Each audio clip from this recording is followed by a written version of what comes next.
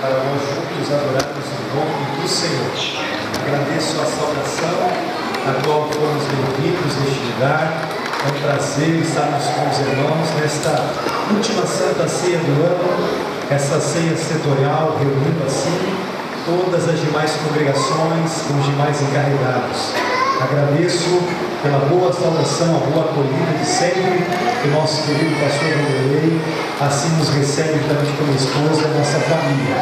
Minha saudação aos encarregados, obreiros de congregação, aos obreiros da obra do Senhor. Deus os abençoe. É uma alegria estar com vocês, aos nossos obreiros que estão aqui representando através deste belo coral, aos corais, quinta geração, os adolescentes e jovens. Que Deus os abençoe. Quero parabenizar ao Vanderlei e aos obreiros da igreja por esta bela reforma que fizeram no altar. Ficou muito lindo, não tem como no altar, né? Lá da porta já dava para ver esta bela arrumação que fizeram. Parabéns pelo capricho, pelo zelo. Que Deus os abençoe. Queridos, assentados como você está, Salmos 73. Vamos fazer leitura de uma palavra do Senhor. Salmos 73. Aleluia. Glória a Deus. Vamos alimentar só um pouquinho do microfone. Prometo, se eu falar alto, vou afastar. Obrigado. Salmos 73. Vamos ler o versículo 2 da palavra do Senhor. Salmos 73, versículo 2. Os irmãos acharam? Amém. Diz assim a palavra do bom mestre: quanto a mim, os meus pés quase se desviaram, pouco faltou para que escorregassem os meus passos. Amém. Meus amados, eu quero compartilhar convosco nesta última Santa Ceia do ano esta palavra, a qual o Espírito Santo colocou no meu coração, e eu creio que nesta mensagem, em algum ponto particular desta palavra, o Senhor estará falando ao teu coração. Eu quero falar um pouco, meus amados, prometo ser breve, temos a administração da Santa Ceia, mas eu quero falar um pouco sobre este personagem Asaf. Se nós olharmos para a Bíblia Sagrada, nós iremos perceber, queridos, que Asaf, ele era um levita da casa do Senhor. Ele pertencia à tribo de Levi.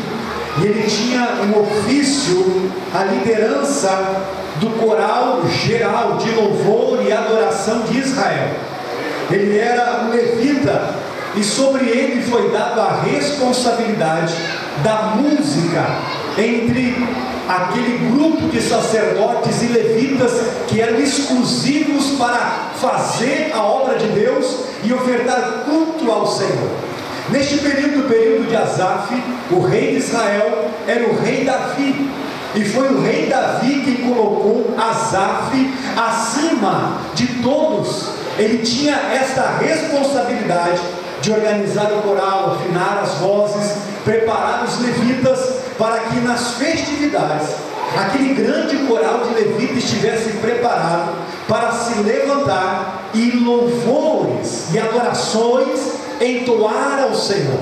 Você pode imaginar aquele coral de levitas, aqueles homens preparados com as suas vozes afinadas, aquele coral ungido, e Asaf na frente, regendo aquele coral, e Deus recebendo aquele louvor, o Espírito Santo se agradando e envolvendo o seu povo, a nação de Israel. Exemplo como este culto, que nós percebemos a nossa irmã regendo o coral do circo de oração, e nós somos abençoados com aquele louvor. O nosso irmão que regeu o coral de obreiros, e nós somos abençoados por este louvor. O nosso líder de adolescentes e jovens, e nós somos abençoados por este louvor. Assim era Asaf. Era uma pessoa que tinha a sua vida comprometida com o louvor, comprometida com a adoração. Todos os dias, pela manhã, pela tarde, ele estava envolvido com a música, para que eles estivessem prontos e ofertar a Deus louvor, ofertar a Deus adoração. E eu tenho certeza, queridos, que aqui, como neste altar, como na nave da igreja, você veio com este sentimento no teu coração, de adorar e bendizer o nome do Senhor. aquilo que um dia te salvou, transformou a tua vida, te deu banho no sangue do Cordeiro, e graças ao sangue de Jesus, você está aqui, transformado, purificado, abençoado, fortalecido com uma viva esperança, porque Jesus salvou a tua vida. Graças a Deus. Asaf era aquele que ministrava, que fazia a obra do Senhor. Mas este versículo, ele mesmo testifica de uma fase da sua vida. Este versículo que nós lemos de Asaf não está acontecendo agora, quando ele está escrevendo. Aconteceu na vida dele, e agora ele escreve o que aconteceu. Ele diz: quase que meus pés resbalaram, quase que eu caí. Não que ele tenha escorregado no sentido literal do seu corpo, mas no sentido de um deslize espiritual, no sentido de um escorregadio espiritual, quase que ele resbalou na fé. É isso que Asaf está querendo dizer. Ele está contando uma experiência que ele teve ali atrás, e ele está contando para o povo e agora para nós a sua experiência que ele teve. Mas por que Asaf quase resbalou? Por que quase que ele caiu? Porque Asaf, ele fazia a obra de Deus, ele estava no templo, ele estava envolvido com as coisas espirituais, mas Asaf começou a olhar para o mundo, e os olhos de Asaf começaram a ser deslumbrados pelo brilho do mundo. Como assim, pastor? Asaf começou a olhar e comparar aqueles que serviam a Deus de verdade e aqueles que não serviam a Deus norte. Que Asaf está olhando não para as nações, Asaf está olhando para o seu povo, para os seus compatriotas, para os seus irmãos, isto é, para a nação de Israel. E Asaf começou a perceber que aqueles que serviam a Deus com fidelidade, parece que a vida deles era uma vida tão comum, tão natural, tão normal, tão pobre. E Asaf começou a olhar para aqueles que não serviam a Deus de coração, e ele pensava e notava que aqueles, parece, que prosperavam mais do que aqueles que serviam ao Senhor, estavam mais felizes do que aqueles que estavam na presença de Deus, tinham mais fartura do que aqueles que com verdade e interesse de coração serviam ao Senhor. Mas por que Asaf pensou nisso, e por que ele se envolveu nisso? E eu quero trazer alguns pontos. Por que Asaf quase resbalou? Por que Asaf quase caiu na fé? Primeiro, Asaf, ele estava envolvido na obra de Deus, mas ele não estava comprometido ainda com a obra de Deus. Vou te explicar. Asaf tinha compromisso de reger o coral, Asaf tinha um compromisso de estar no templo, Asaf tinha um compromisso de um levita. Ele estava cheio de compromissos, mas ainda o seu coração não estava comprometido com Deus. Oh, aleluia! Quantos na igreja que estão envolvidos com tantos trabalhos, quantos na igreja que vêm e saem, entram e voltam dentro da igreja, mas ainda não estão comprometidos com Deus, estão envolvidos com tanto trabalho, estão envolvidos com tantas funções, mas ainda não tiveram uma experiência com Deus, ainda não tiveram de fato um encontro com Deus. Eu quero te dizer, o que de fato muda a vida do crente é uma experiência viva com Deus. Este ano de 2023 está passando. Quem sabe ainda você não teve uma experiência com Deus, mas eu venho te dizer aqui como profeta, que este ano que está raiando, o ano de 2024, tu terás uma experiência viva, íntima, real com Deus, que mudará por completo a tua vida. Aleluia! Asaf estava envolvido, mas não estava comprometido.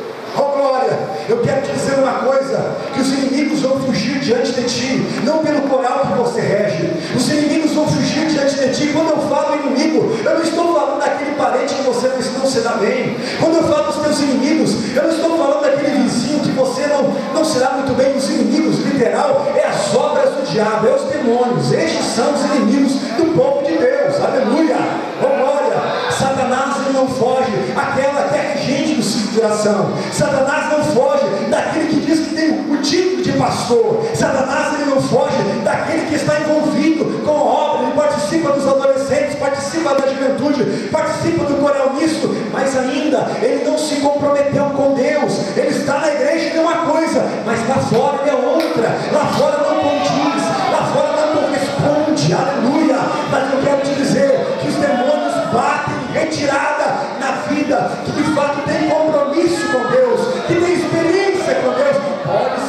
demônio, pode se levantar adversário, pode se levantar o inferno, ele vai ter que cair, ele vai ter que cair, ele vai ter que cair, porque você é comprometido com o Evangelho de Deus.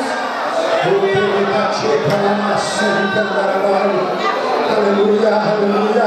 Muito mais do que envolvimento, Deus espera de ti comprometimento. Muito mais do que envolvimento, Deus espera de ti comprometimento. Muito mais do que envolvimento, Deus espera de ti comprometimento. Tenha compromisso com Deus, porque tem certeza, Deus terá compromisso de ti, Deus terá compromisso da tua família. Glória, aleluia.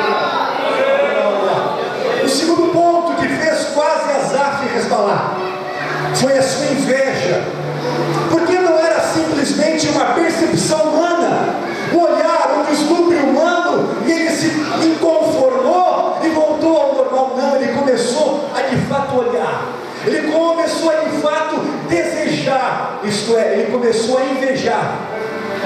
Aleluia. Uma coisa diferente é você ter projeto, é você desejar, é você querer crescer, é você querer de fato progredir, é de fato você querer subir um degrau a mais na vida. Uma coisa de fato é você querer crescer na vida, outra coisa é você invejar, é diferente. Aleluia. Uma coisa é você olhar, que eu quero trazer um exemplo para você, não me entenda mal, você olhar um carro e dizer, como eu queria um carro como esse. Outra coisa é você invejar, eu queria este carro. Assim foi com Asaf. Asaf começou a olhar tanto o mundo que ele queria ser como o mundo. Ele começou a olhar tanto as pessoas que de fato não serviam a Deus e aparentemente estavam bem, que ele começou a pensar, mas eu quero ser, e eu quero ter, e eu quero estar onde eles estão. E começou a brotar um sentimento de inveja, de insatisfação no coração de Asaf. Não existe coisa pior do que uma pessoa insatisfeita. Uma pessoa insatisfeita é assim, ela tem um bom esposo, mas ela está insatisfeita com o esposo. A insatisfação é assim, é a esposa ter um bom esposo, mas ela está insatisfeita com aquele esposo. Uma coisa insatisfeita é o esposo, ele tem uma esposa, corresponde com ele, está ao lado dele, mas ele está insatisfeita com a esposa. Uma pessoa insatisfeita, ela pode estar dentro de uma casa, ainda que simples, mas ela está insatisfeita com aquela casa. Aleluia.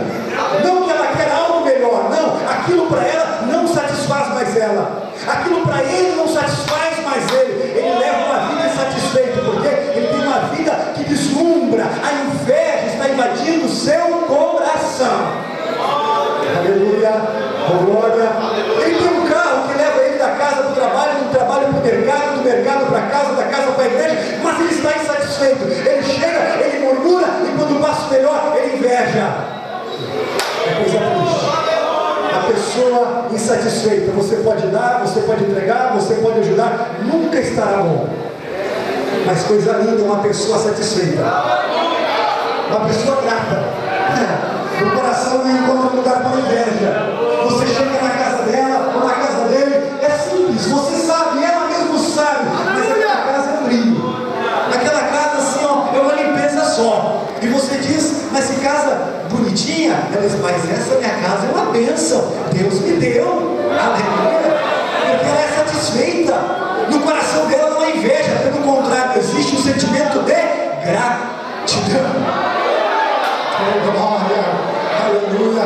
Você percebe a forma que ele trata a esposa, porque ele é grato pela esposa. Você percebe o jeito que ela trata o esposo, porque ela é grata pelo esposo, grata pela família, porque ela sabe que foi Deus que deu, que foi Deus que proporcionou. Deus tem coisas melhores, claro que ele tem. Ele é um Pai benigno, misericordioso, oh glória, cheio de misericórdia, que nos abençoa cada manhã, mas o sentimento que há no coração dela é um sentimento de gratidão. Ela está satisfeita, oh glória, com aquilo que Deus tem feito. O terceiro ponto que quase levou Asaf a resbalar na fé. O terceiro ponto, Asaf começou a olhar para 3 locais. Olha só, Asaf primeiro ele olha para dentro de si e ele começa a estar descontente. Depois ele olha para o mundo e ele começa a perceber que lá fora aparentemente está melhor do que ali dentro. Quando eu falo ali dentro, eu falo dentro da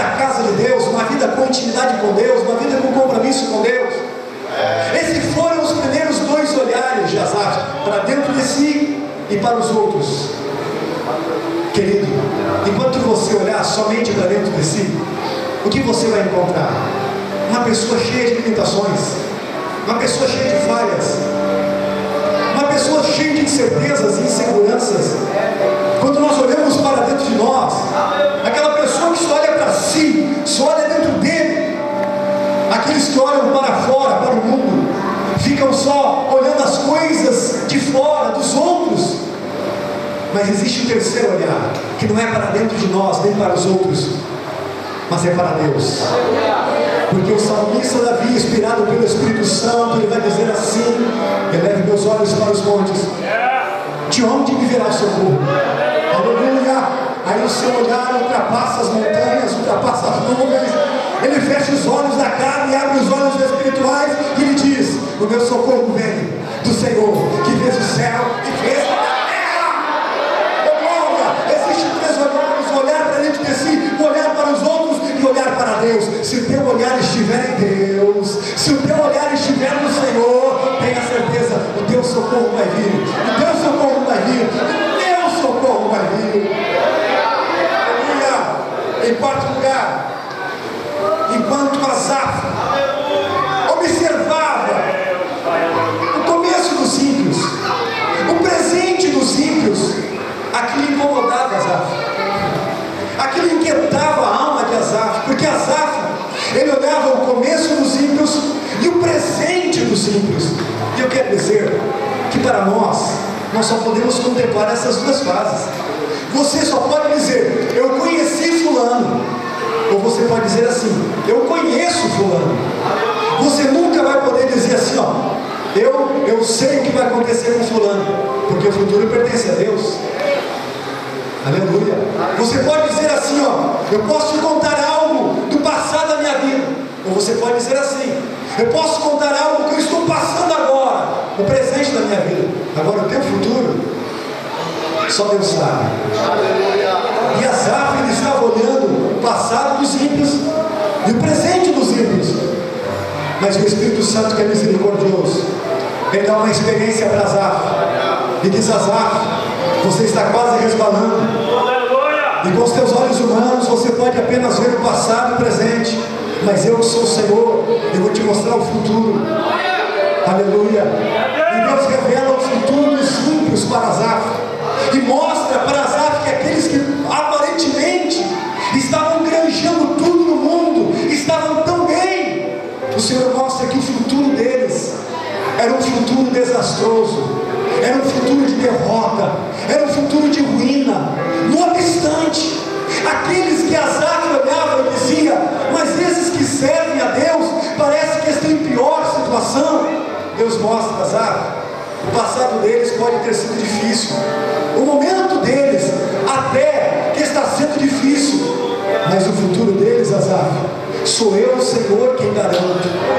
Sou eu, o Senhor, quem garanto. O Espírito Santo na minha boca, através de profecia, te diz, irmão: o teu passado pode ter sido difícil, o teu presente pode estar sendo difícil, mas o teu amanhã quem garante é Deus.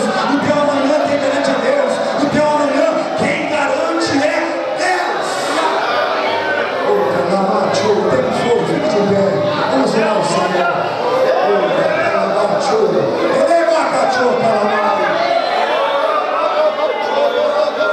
Glória a Deus, glória a Deus. Oh, glória a Deus. Oh, glória a Deus. Oh, glória a Deus. Feche os teus olhos, adore o Senhor. Se tu puderes sentir, levante as tuas mãos ao céu e bendiga o nome de Jesus para sempre. Enalteça, glorifique. Oh, glória, aleluia, aleluia, aleluia. Quem sabe você está aqui dentro desta congregação e está sentindo como Asaf, está inconformado com a vida, inconformado com o momento. Não deixa, não deixa, ei, não deixe o inimigo fazer você resbalar na fé. Não deixe. Aqui é um lugar seguro, aqui é um lugar de pão, aqui é um lugar de vida, aqui é um lugar de bênção, aonde passou aos pés do Senhor. Se mata na macho, vem cá, irmão, vem cá, irmão. Aleluia, aleluia. Senhor, que fala macho, caralho. a respeito do ministério na tua vida. Eu vejo uma seta na tua vida e a seta tem um nome, chama-se ministério. O Senhor tem ministério na tua vida. Apenas vigie, esteja com a cabeça erguida, não deixe o inimigo tirar o foco, porque o que eu tenho contigo é ministério. Uma escada diaconato, uma escada presbitério, uma escada evangelista. O teu futuro está nas mãos do Senhor.